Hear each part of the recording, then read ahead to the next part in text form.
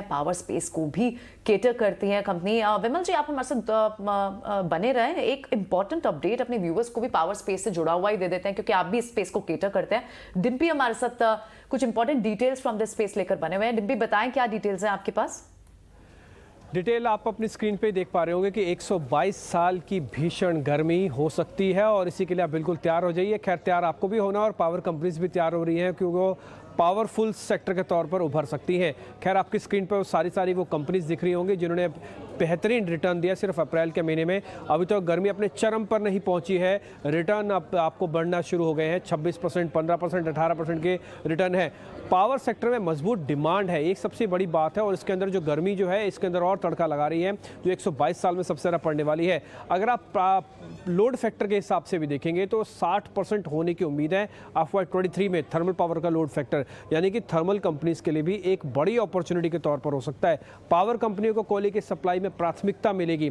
दिक्कत यहाँ पे आती है कि फिर आप कोयल सप्लाई कर पाएंगे नहीं कर पाएंगे, लेकिन पावर में कोल की सप्लाई अच्छी हो जाएगी। इंडस्ट्रियल कंज्यूमर्स के लिए कोल इंडिया की सप्लाई बढ़ जाएगी। 3 महीने के लिए नॉन पावर के लिए कोयले की नीलामी पर फिलहाल रोक लगा दी गई है, ताकि सरकारें सुनिश्चित कर दे कि अगर गर्मी बढ़ रही है, पावर की कंपनीज की दिक्कत आएगी, तो उसको हम कोयले की दिक्कत से जोड़ेंगे नहीं, उसको हम खत्म करेंगे। कोयले की कीमतों में बढ़ने का असर कंपनी पर सीमित है। काफ़ी हद तक उनके मार्जिन्स भी अगर आप देखेंगे वो भी सीमित ही आपको दिखेंगे, उसमें कुछ खास बड़ा दिक्कत या फिर अनुमान नहीं बढ़ाने का बात आ रही है। ये ज़्यादातर ब्रोकिंग हाउसेस की रिपोर्ट्स हैं। इसके अलावा वैल्यूएशन पर भी हमने निकाला कि इनके 5 साल के औसतन वैल्यू और इनकी फॉरवर्ड पीबी वो क्या कहती है। Adani power, Tata power, JSW energy और टोरेंट पावर, ये सारे के सारे वैल्यूएशन पर इस समय आपको काफ़ी बेहतर दिख रहे होंगे। उसमें आप 2 सरकारी कंपनी, जो कि एक पावर थर्मल से जुड़ी हुई है और एक हाइड्रो से जुड़ी हुई है, NHPC NTPC, उसकी भी वैल्यूएशन देख पा रहे होंगे।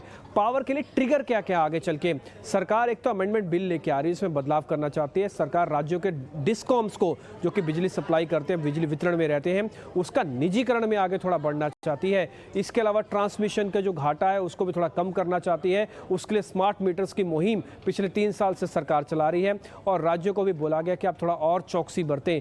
मार्च में बिजली की मांग 6 महीने में अब तक सबसे ज़्यादा है। ये CLSC की रिपोर्ट के हवाले से मैं आपको कुछ पॉइंट्स बता रहा हूँ, और वो कह रहे हैं कि 122 साल की जो गर्मी बढ़ेगी उसका असर आपको और डिमांड में बढ़ता हुआ दिखेगा। उन्होंने कहा है कि कोल इंडिया पावर कंपनीज की सप्लाई बढ़ाएगा। ये बात बिल्कुल ठीक है, जो हमने थोड़ी देर पहले आपको ग्राफिक्स के जरिए बताई थी। NTPC का भी मार्केट शेयर बढ़ा है और आप NTPC का प्राइस एप्रिसिएशन देख लीजिए, पिछले 4 दिन में बहुत ज़बरदस्त हुआ है। रेगुलेशन का दखल, कीमतें बढ़ना, ये सारी की सारी चीज़ें इंडिकेट कर रही हैं कि कहीं ना कहीं बेनिफिट आगे चल के पावर कंपनीज को मिलेगा ही मिलेगा। Thanks for that Dimpy.